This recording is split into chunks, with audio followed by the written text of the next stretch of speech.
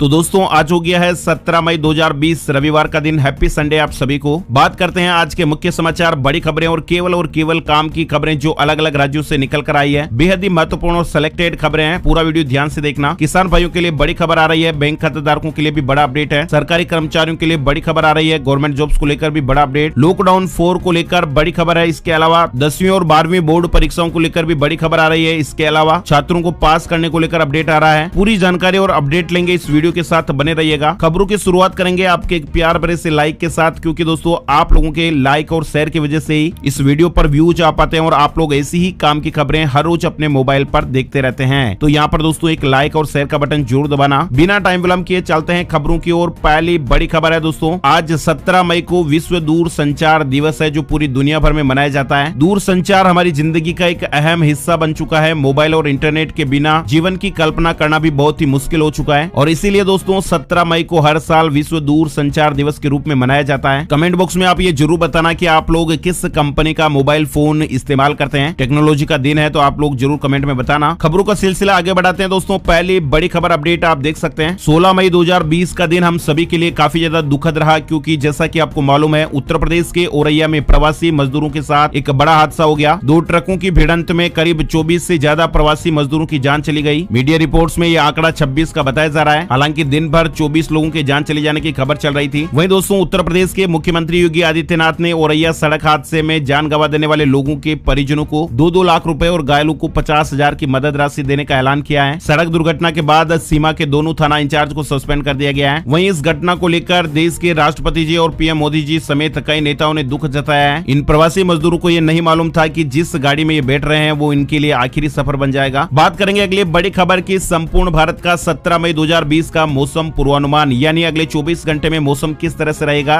तो आइए जान लेते हैं। अगले 24 घंटों के दौरान केरल, तटीय कर्नाटक, उप हिमालय, पश्चिम बंगाल, सिक्किम, असम, मेघालय और अरुणाचल प्रदेश में हल्की से मध्यम बारिश होने का अनुमान है। मध्य महाराष्ट्र, दक्षिणी पूर्वी मध्य प्रदेश, छत्तीसगढ़ और तेलंगाना में भी छिटपुट बारिश हो सकती है। दक्षिणी तमिलनाडु में हल्की से मध्यम बारिश के साथ ही 1-2 स्थानों पर अच्छी बारिश हो सकती है। उत्तर भारत की पहाड़ियों और उत्तर पश्चिम के मैदानों में मौसम शुष्क रहेगा। राजस्थान में धूल भरी आंधियां चल सकती है। लक्षद्वीप में भारी बारिश संभव है। अंडमान और निकोबार द्वीप समूह पर कुछ हिस्सों में बारिश के अनुमान है। वहीं आपको बता दें अंडमान सागर और बंगाल की खाड़ी के दक्षिण पश्चिमी हिस्सों में समुद्र में हलचल काफी अधिक हो सकती है। चक्रवाती तूफान को लेकर अपडेट जानकारी आ चुकी है। चक्रवाती अम्फान के 18 मई तक उड़ीसा और बंगाल से टकराने की आशंका व्यक्त की गई है। उड़ीसा ने स्पेशल ट्रेनें रोकने की मांग की है। उड़ीसा में चक्रवाती तूफान अम्फान के मद्देनजर 12 तटीय जिलों में अलर्ट जारी किया गया है। मौसम विभाग ने मछुआरों को 18 से 21 मई के बीच समुद्र में नहीं जाने की चेतावनी दी है। बंगाल की खाड़ी में उठा ये चक्रवाती तूफान अम्फान अगले 2 दिन में विकराल रूप ले सकता है और इसके उड़ीसा और पश्चिम बंगाल के तट से टकराने की आशंका है। चक्रवात 17 मई से बंगाल की खाड़ी के उत्तर पश्चिम में पश्चिम बंगाल और उत्तरी उड़ीसा के तट की ओर बढ़ेगा। रविवार दोपहर तक ये गंभीर और सोमवार सुबह तक ये अति गंभीर चक्रवाती तूफान में बदल सकता है। 115 किलोमीटर प्रति घंटे की रफ्तार से हवाएं चल सकती हैं। मौसम की जानकारी के बाद दोस्तों आइए जान लेते हैं देश और दुनिया में वायरस को लेकर क्या अपडेट चल रहा है। तो सबसे पहले हम भारत की बात करेंगे। स्वास्थ्य मंत्रालय द्वारा शनिवार सुबह जारी आंकड़ों के अनुसार भारत में इस वायरस से संक्रमित लोगों की संख्या 85,940 हो गई है। वहीं 24 घंटों में वायरस के 3,970 नए मामले सामने आए हैं और 103 लोगों की जान गई है। आपको बता दें देश में अभी तक 2,752 लोगों की जान जा चुकी है और इसके अलावा 30,153 लोग इस बीमारी से ठीक भी हो चुके हैं। वहीं दोस्तों महाराष्ट्र में वायरस के 1,606 नए मामले सामने आए और संक्रमित लोगों की संख्या 30,000 के पार चली गई। वहीं दोस्तों राजधानी दिल्ली में इस वायरस के संक्रमित मामलों की संख्या 9,333 पर पहुंच गई। अब जान लेते हैं इस वायरस को लेकर दुनिया में जो अपडेट चल रहा है उसकी जानकारी। दुनिया भर में इस वायरस से अब तक 46,83,644 लोग संक्रमित हो चुके हैं। इसके अलावा 3,10,024 लोगों की इस वायरस की वजह से जान चली गई है। अमेरिका में संक्रमित लोगों की संख्या 14,95,614 है और अमेरिका में इस वायरस ने 89,133 लोगों की जान ले ली है। अगली बड़ी खबर लॉकडाउन 4 को लेकर अपडेट हम आज जान पाएंगे। कितना अलग होगा लॉकडाउन 4, कहां मिलेगी छूट और कहां सख्ती रहेगी। यानी 17 मई रविवार को लॉकडाउन 3 का जो पार्ट है वो खत्म हो रहा है और ऐसे में 18 मई से लॉकडाउन 4 शुरू होना है, जिसकी जानकारी प्रधानमंत्री नरेंद्र मोदी जी पहले ही दे चुके हैं। हाल ही में राष्ट्र के नाम अपने संबोधन में प्रधानमंत्री नरेंद्र मोदी जी ने इस बात के संकेत दिए थे कि देश में चौथा लॉकडाउन बिल्कुल अलग तरीके से होगा। कई मायनों में ये काफी अलग होगा। तो दोस्तों सरकार की ओर से इसको लेकर जो दिशा निर्देश है, नए नियम है, वो फिलहाल नहीं आ पाए। उम्मीद है कि 17 मई को दिन में या फिर शाम तक इसकी जानकारी और नए नियम मिल मिल जाएंगे। अगली बड़ी खबर, गृह मंत्रालय ने राज्यों को निर्देश जारी किए हैं, कोई भी मजदूर अपने घर के लिए पैदल यात्रा न करें। गृह मंत्रालय ने कहा है कि जिस जगह से मजदूर पलायन कर रहे हैं वहां पर ही राज्य जिम्मेदारी पूर्वक मजदूरों के लिए चलाई जा रही श्रमिक स्पेशल ट्रेनों के बारे में उन्हें जानकारी दें। साथ ही जिस जिले की सीमा में ये मजदूर है वहां के कलेक्टर और पुलिस अधिकारी उनके लिए भोजन और पानी की व्यवस्था करें। मजदूरों और उनके परिवारों के लिए रात्रि विश्राम या ठहरने के लिए उचित व्यवस्था की जानी चाहिए। इस तरह की एडवाइजरी जारी की गई है। बड़ी खबर आई है पंजाब नेशनल बैंक को लेकर। बैंक ने ग्राहकों को बड़ी राहत दी है, बंद नहीं होगी पुरानी चेकबुक और पासबुक। इस बात को थोड़ा समझिएगा। देश के दूसरे सबसे बड़े सरकारी बैंक यानी पंजाब नेशनल बैंक में हाल ही में यूनाइटेड बैंक ऑफ इंडिया और ओरिएंटल बैंक ऑफ कॉमर्स का विलय हुआ है और बैंकों के मर्जर के बाद पीएनबी ग्राहकों के खाते में कई तरह के बदलाव हुए हैं। लेकिन इन बदलावों के बाद बैंक ने चेकबुक और पासबुक के बारे में अपने ग्राहकों को बताया है। बैंक ने जानकारी ट्वीट करके दी है और ये कहा है कि ग्राहक बिना किसी चिंता के अपनी मौजूदा चेकबुक और पासबुक का उपयोग करें। किसी भी प्रकार का बदलाव होने पर आपको पहले ही सूचित कर दिया जाएगा, इसलिए आपको पैनिक होने की आवश्यकता नहीं है। जो पुरानी पासबुक और चेकबुक आप इस्तेमाल कर रहे हैं वो लगातार काम करती रहेगी। अगली बड़ी खबर, सीबीएसई बोर्ड की परीक्षाओं को लेकर 18 मई को होगा 10वीं और 12वीं के लिए बची हुई सीबीएसई परीक्षाओं की तारीखों का ऐलान। सरकार ने 10वीं और 12वीं की बची हुई बोर्ड परीक्षाओं के लिए कार्यक्रम की घोषणा शनिवार को टाल दी और ये अपडेट आया कि 18 मई को इन परीक्षाओं की तारीखों का ऐलान किया जाएगा। 12वीं की परीक्षाएं देश भर में आयोजित होगी और 10वीं की परीक्षाएं केवल उत्तर पूर्वी दिल्ली में लंबित है, वहां पर होगी। इनकी तारीखों का जो ऐलान है वो 18 मई को कर दिया जाएगा। इस तरह की जानकारी आ चुकी है। वही दोस्तों आपको बता दें, सीबीएसई के टाइम टेबल को लेकर इस समय फर्जी खबर चल रही है। जी हाँ दोस्तों, व्हाट्सएप पर सीबीएसई कक्षा 10वीं और 12वीं की परीक्षाओं की डेट शीट सर्कुलेट हो रही है और वो जो डेट शीट है वो बिल्कुल फर्जी है। पीआईबी ने इस तरह का अपडेट दिया है, ऐसे में आप भी सावधान रहें। व्हाट्सएप पर इस तरह का दावा किया जा रहा है कि सीबीएसई ने शेष परीक्षाओं की डेट शीट जारी कर दी है, जबकि हकीकत तो यह है कि शनिवार शाम को ये सूचना आ गई कि सीबीएसई 10वीं और 12वीं कक्षा की जो शेष परीक्षाएं हैं उनकी तारीखों का ऐलान 18 मई 2020 यानी सोमवार को किया जाएगा। तो ऐसे में जो व्हाट्सएप पर मैसेज वायरल हो रहा है टाइम टेबल का वो फर्जी है, आप भी सावधान रहिएगा। साथ ही अगली बड़ी खबर है दोस्तों, केंद्र शासित राज्यों में बिजली कंपनियों का निजीकरण होगा,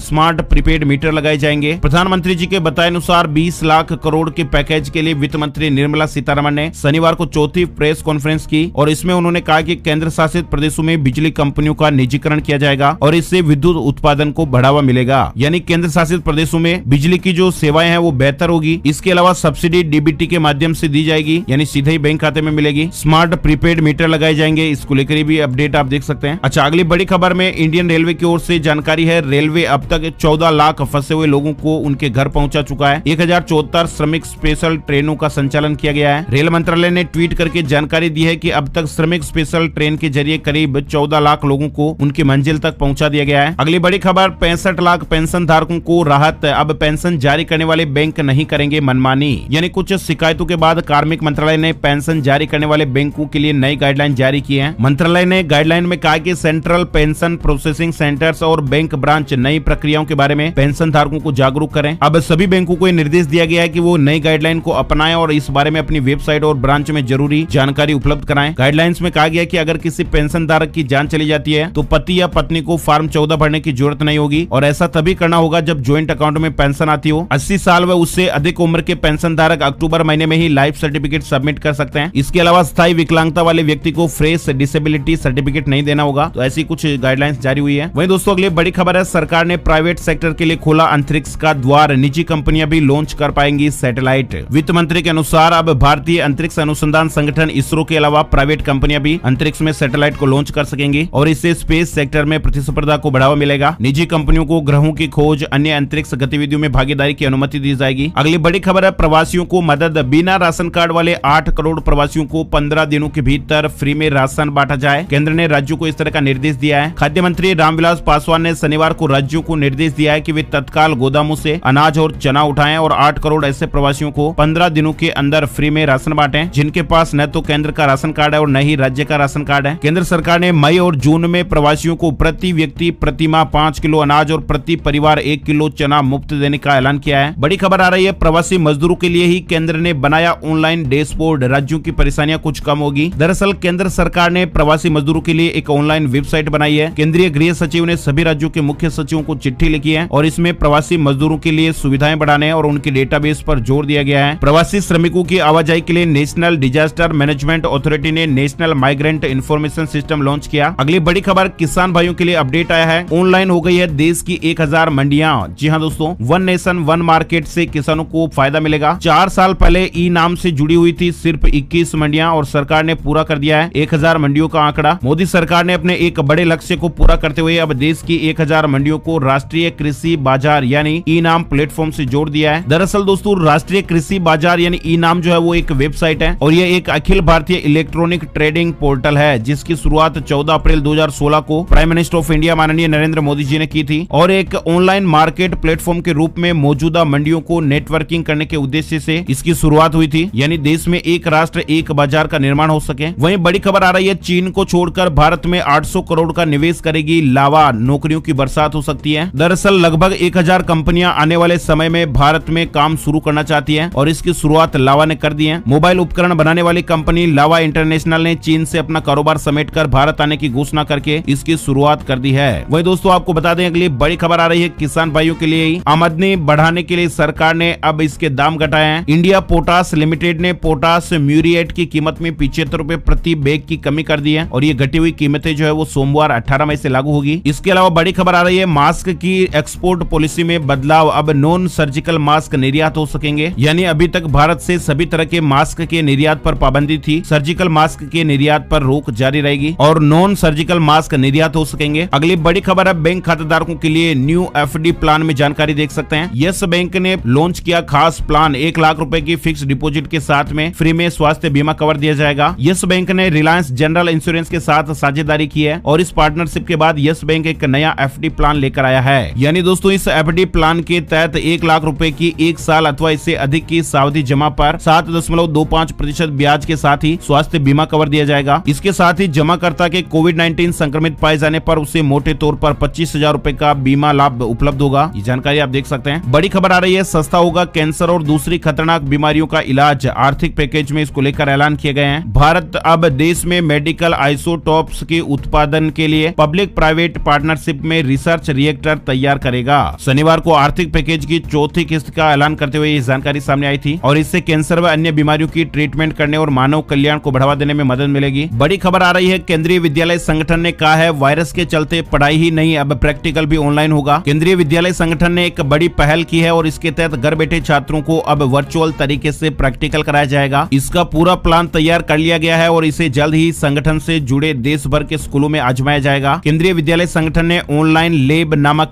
ऐप भी प्रस्तावित किया है। बड़ी खबर आ रही है, उत्तर प्रदेश को लेकर पैदल या असुरक्षित वाहनों से यात्रा न करें प्रवासी श्रमिक। मुख्यमंत्री योगी आदित्यनाथ जी ने ऐसा कहा है। प्रवासी कामगारों और श्रमिकों से अपील की गई है कि वे खुद और अपने परिवार के सदस्यों को जोखिम में डालकर पैदल या अवैध वाहनों से घर के लिए यात्रा न करें। यूपी सरकार उनकी सुरक्षित और सम्मानजनक वापसी के लिए युद्ध स्तर पर व्यवस्था करा रही है। सरकार दूसरे राज्यों से प्रवासी श्रमिकों को ट्रेनों से प्रदेश में निःशुल्क ला रही है। अगली बड़ी खबर आ रही है, नवोदय विद्यालय को लेकर एचआरडी मंत्री ने बड़ा ऐलान किया है। लॉकडाउन के बाद पूरी होगी टीजीटी और पीजीटी शिक्षकों की नियुक्ति की प्रक्रिया। ये जानकारी हाल ही में एक वेबिनार के दौरान दी गई थी। बड़ी खबर आ रही है, योगी सरकार ने वापस ली अधिसूचना, अब 12 घंटे काम नहीं करेंगे मजदूर। इसको लेकर भी अपडेट आ गया है। उत्तर प्रदेश में श्रमिकों के काम की अवधि 12 घंटे किए जाने की अधिसूचना को राज्य सरकार ने शुक्रवार को वापस ले लिया। इसके अलावा दोस्तों राजस्थान को लेकर एक बहुत ही अच्छी खबर आई है। राजस्थान में जन आधार को लेकर केंद्र ने बड़ा फैसला लिया है। पहचान के दस्तावेज के तौर पर मान्यता मिलेगी। राजस्थान में 1 अप्रैल से भामाशाह कार्ड की जगह अब जन आधार कार्ड लागू हो गया है। जन आधार कार्ड को केंद्रीय आधार प्राधिकरण ने पहचान, पता और परिवार से संबंध स्थापित करने वाले दस्तावेज के तौर पर मान्यता दे दी है। प्रदेश में अभी तक 14 लाख जन आधार कार्ड राष्ट्रीय खाद्य सुरक्षा योजना में चयनित परिवारों तक पहुंचा दिए गए हैं। ये राजस्थान को लेकर अपडेट है। वही दोस्तों छत्तीसगढ़ को लेकर अगली बड़ी खबर आ रही है। विशेष शालाओं में पढ़ने वाले 9वीं और 11वीं के बच्चों को जनरल प्रमोशन मिलेगा। राज्य सरकार ने एक और बड़ा फैसला लिया है। छात्रों को राहत दी गई है। समाज कल्याण विभाग द्वारा संचालित सभी शासकीय और अनुदान प्राप्त संस्थाओं के विशेष विद्यालयों के 9वीं और 11वीं कक्षा के विद्यार्थियों को सत्र 2019-20 में जनरल प्रमोशन दिया जाएगा। अगली बड़ी खबर पंजाब से आई है। पंजाब में 31 मई तक लॉकडाउन को बढ़ा दिया गया है। 18 मई से कर्फ्यू समाप्त हो जाएगा, लेकिन स्कूल और कॉलेज फिर भी बंद रहेंगे। पंजाब के मुख्यमंत्री अमरिंदर सिंह ने शनिवार 16 मई शाम को ये कहा है कि राज्य में लागू लॉकडाउन 31 मई तक जारी रहेगा, लेकिन सरकार कर्फ्यू वाली पाबंदियां हटा लेगी। मुख्यमंत्री ने कहा 18 मई से राज्य में कर्फ्यू नहीं होगा, लेकिन लॉकडाउन 31 मई तक जारी रहेगा। बड़ी खबर आ रही है हरियाणा को लेकर बड़ा फैसला। हरियाणा में अब ठेके पर जमीन लेने वाला भी ले सकेगा लोन। जल्द ही इसको लेकर सरकार एक्ट बनाने जा रही है। हरियाणा में अब ठेके पर जमीन लेने वाले काश्तकार भी लोन ले सकेंगे। हरियाणा सरकार जल्द ही एक्ट में बदलाव बदलाव करेगी, जिससे जमीन के मालिक को मालकियत का डर नहीं रहेगा। इसकी घोषणा हरियाणा के सीएम मनोहर लाल खट्टर ने शनिवार को वीडियो संदेश जारी करके की है। यानी पहले जिसके नाम जमीन होती थी उसी को लोन मिलता था और उसी को किसान क्रेडिट कार्ड मिलता था, लेकिन अब ठेके पर जमीन लेने वाले काश्तकार भी लोन ले सकेंगे। बड़ी खबर आई है व्हाट्सएप को लेकर। व्हाट्सएप के बीटा में जोड़ा गया है मैसेंजर रूम फीचर, यानी अब वीडियो चैट पर एक साथ 50 लोग जुड़ सकेंगे। हालांकि फिलहाल ये कुछ देशों में ही सुविधा मिलेगी। व्हाट्सएप मैसेंजर ने एंड्रॉइड के लिए व्हाट्सएप वर्जन 2.20.163 बीटा पर फेसबुक मैसेंजर रूम शॉर्टकट को जोड़ा है। अगली बड़ी खबर 6 जून की सुबह पृथ्वी से टकरा सकता है 2002 NN4 एस्ट्रॉइड। वैज्ञानिकों की पैनी नजर है। अंतरिक्ष में हर दिन हजारों लाखों गतिविधियां होती रहती है और ऐसे में वैज्ञानिक लगातार गहन चिंतन करते रहते हैं। वहीं अब खबर आ रही है नासा के सेंटर फॉर एनियो स्टडीज के मुताबिक 6 जून को सुबह 2002 NN4 एस्ट्रॉइड पृथ्वी की ओर आ सकता है। वैज्ञानिकों ने संभावना जताई है कि यह एस्ट्रॉइड के पृथ्वी के नजदीक से निकलेगा और ये करीब 5 किलोमीटर दूर से निकल जाएगा। वैज्ञानिक इस घटनाक्रम पर नजर बनाए हुए हैं। बड़ी खबर आ रही है इस राज्य में फसल गिरवी रखकर सस्ता लोन ले सकेंगे किसान। राजस्थान सरकार ने किसानों को राहत देने के लिए शुक्रवार को कई महत्वपूर्ण फैसले लिए थे। राज्य सरकार ने फैसला लिया है कि किसान उपज को रहन या फिर गिरवी रखकर कम ब्याज दर पर लोन ले सकेंगे। इसके अलावा राज्य सरकार ने किसानों को उन्हें फसल का बेहतर मूल्य दिलाने और खरीद के लिए आसान व्यवस्था बनाने की घोषणा की है। 70% तक कर्ज की सुविधा मिलेगी। आप देख सकते हैं योजना के तहत किसानों का उनके द्वारा रहन रखी गई उपज के बाजार मूल्य समर्थन मूल्य जो भी कम हो उसके आधार पर मूल्यांकन किया जाएगा। लघु एवं सीमांत किसानों के लिए 1.5 लाख रुपए और बड़े किसानों को 3 लाख रुपए तक का ऋण मात्र 3% ब्याज दर पर मिल सकेगा। इसमें किसान को 90 दिन के लिए कर्ज मिलेगा। विशेष परिस्थितियों में सीमा 6 महीने तक हो सकती है। राजस्थान के किसान भाइयों के लिए अपडेट था। अगली बड़ी खबर राजस्थान को लेकर ही कोर्ट में हियरिंग का समय बदला। राजस्थान हाई कोर्ट और अधीनस्थ कोर्ट में सुबह 8:30 बजे से दोपहर 12:30 बजे तक सुनवाई होगी। इस तरह की खबर है। साथ ही अगली बड़ी खबर आ रही हिमाचल प्रदेश को लेकर 12वीं क्लास की जियोग्राफी की परीक्षा होगी, जबकि कंप्यूटर साइंस और वोकेशनल सब्जेक्ट की परीक्षा नहीं होगी। इसके अलावा लॉकडाउन की पाबंदियां हटने के बाद जियोग्राफी की ही परीक्षा होगी। हिमाचल प्रदेश स्कूल शिक्षा बोर्ड ने 12वीं कक्षा के जियोग्राफी, कंप्यूटर साइंस और वोकेशनल सब्जेक्ट के पेपर को लेकर यह निर्णय लिया है। बड़ी खबर आ रही है उड़ीसा को लेकर। उड़ीसा सरकार ने पेट्रोल और डीजल के दामों में बढ़ोतरी की है, यानी वैट को बढ़ा दिया गया है और ये वैट बढ़ने से पेट्रोल की कीमत में 3 रुपए 11 पैसे तक का इजाफा हो जाएगा और डीजल के दामों में 1 रुपए 3 पैसे प्रति लीटर तक की वृद्धि हो जाएगी। ये सभी बढ़े हुए दाम जो है वो 17 मई से लागू हो जाएंगे। वहीं दोस्तों बड़ी खबर आ रही है कि खरीदना चाहते हैं सस्ता घर तो सरकार आपको मौका दे रही है। जी हाँ, घर खरीदने वालों को बड़ी राहत दी गई है। सरकार ने पीएम आवास योजना की जो डेडलाइन है उसको बढ़ा दिया है और इसी के तहत क्रेडिट लिंक्ड सब्सिडी स्कीम को 31 मार्च 2021 तक बढ़ाया गया है। यानी घर खरीदने वालों को क्रेडिट लिंक्ड सब्सिडी दी जाती है और ये सब्सिडी अधिकतम 2,67,000 रुपए तक हो सकती है। तो अगर आप भी इस योजना का फायदा लेना चाहते हैं तो स्क्रीन पर आपके लिए जानकारी दिखाई गई है। इस वीडियो को आप थोड़ा सा रोक करके ये जानकारी ले सकते हैं। वहीं बड़ी खबर आ रही है केबीसी 12 रजिस्ट्रेशन के लिए पहले दिन आई 25 लाख एंट्री। केबीसी 12वें सीजन में ऑडिशन प्रक्रिया 9 मई से शुरू हुई थी, 23 मई तक चलेगी। अमिताभ बच्चन के शो के लिए इस बार ऑनलाइन रजिस्ट्रेशन किए जा रहे हैं और इस शो में भाग लेने के इच्छुक दर्शकों को सोनी एंटरटेनमेंट टेलीविजन पर रात 9 बजे अमिताभ बच्चन सवाल पूछते हैं और उस सवाल का जवाब SMS या सोनी लिव ऐप के जरिए दिया जा सकता है। अगली बड़ी खबर रिलायंस इंडस्ट्रीज का मेगा राइट इश्यू 20 मई को खुलेगा। जी हाँ दोस्तों, इन्वेस्टमेंट करने वाले लोगों के लिए अपडेट है। कंपनी ने शेयर बाजारों को ये जानकारी दी है कि बोर्ड ऑफ डायरेक्टर की राइट इश्यू कमेटी ने इश्यू को खोलने के लिए 20 मई की तारीख तय की है और इश्यू 3 जून को बंद होगा। शेयर धारक इस मेगा राइट इश्यू को 3 जून तक सब्सक्राइब कर सकते हैं। बड़ी खबर छत्तीसगढ़ को लेकर आ रही है। छत्तीसगढ़ लौटे हर प्रवासी को बघेल सरकार देगी 2 महीने निःशुल्क अनाज और ये लाभ उन लोगों को मिलेगा जिनके पास केंद्र या राज्य सरकार की किसी भी योजना के तहत राशन कार्ड नहीं है। साथ ही बड़ी खबर आ रही है MP बोर्ड एग्जाम को लेकर 10वीं की बची बोर्ड परीक्षाएं रद्द हो गई है। 12वीं के एग्जाम 8 जून से होंगे। मध्य प्रदेश 10वीं और 12वीं की परीक्षाओं को लेकर राज्य सरकार ने महत्वपूर्ण घोषणाएं की है। राज्य के मुख्यमंत्री शिवराज सिंह ने घोषणा की कि मध्य प्रदेश बोर्ड द्वारा 10वीं की बची परीक्षाओं का आयोजन अब नहीं किया जाएगा, जबकि सीनियर सेकेंडरी यानी कक्षा 12 की बची हुई परीक्षाओं को अगले माह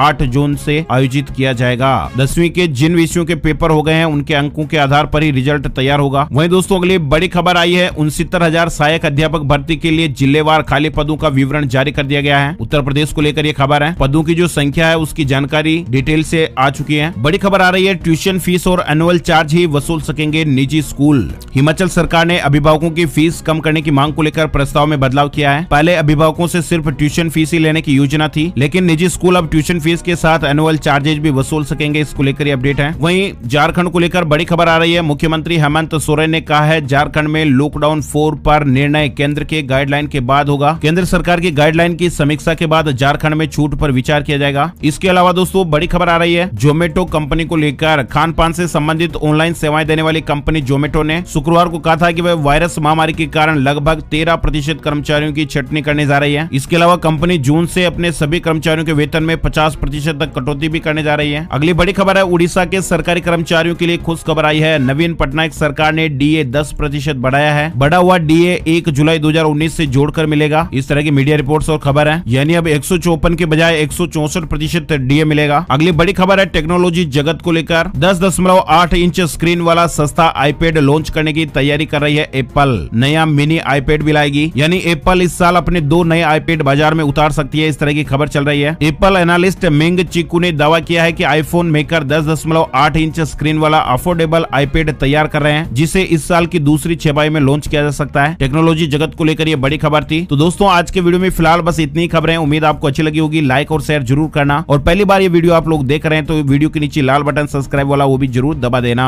आपका बहुत बहुत धन्यवाद। जय हिंद, जय भारत, वंदे मातरम।